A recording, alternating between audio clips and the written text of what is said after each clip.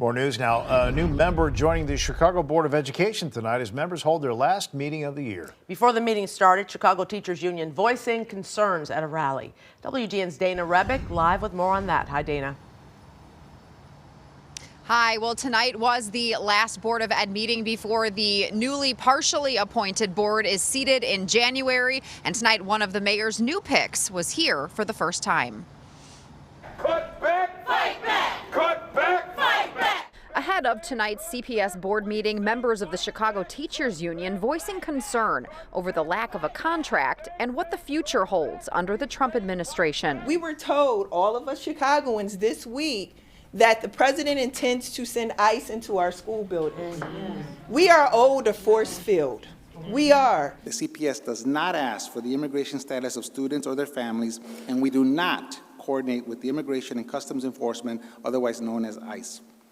But we are not taking these threats lightly, and be assured that we will stand strong to protect our school communities from harm.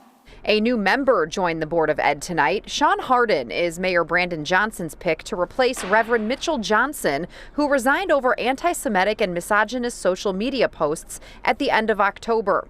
Hardin is a consulting firm executive and former CPS employee. Also on the agenda tonight, the closure of 7 of 15 Acero charter schools. We need to know how to plan for our future.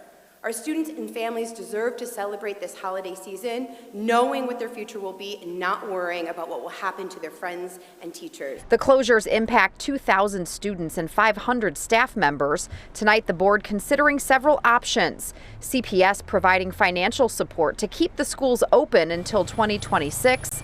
Helping affected students enroll at CPS-run schools, CPS absorbing the 7 Acero campuses and reopening them as CPS schools in the 2026 school year, or a hybrid plan that would keep 5 to 6 Acero campuses open and then phase out the other locations over time. We need you to make a very important decision. Stand up proud to know that you're going to do the right thing. You have a choice to make sure that force Acero to immediately keep either these schools open or immediately take school action and absorb these schools so our children are protected.